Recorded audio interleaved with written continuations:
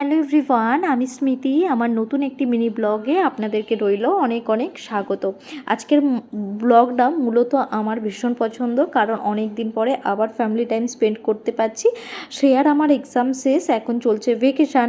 এখানে ওই ফেব্রুয়ারির মিডিলে এক্সাম শুরু হয়, এপ্রিলের খতম হয়ে যায় মাঝামাঝি, আর জুনের আবার সেশন চলে। যাই হোক, আমরা এসেছিলাম আমারই বাড়ির কাছে পিঠে একটা মলে। সেখানে এসে সবার আগে পেট পুজো।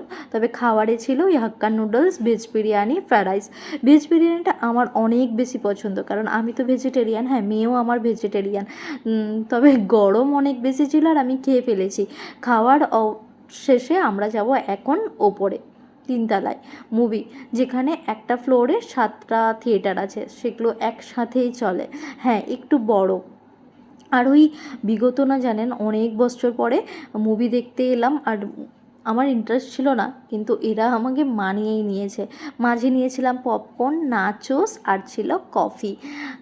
আজকে আমরা দেখেছিলাম সিকান্দার মুভিটা দেখে আমার তো বেশ ভালোই লেগেছে স্টোরিটা।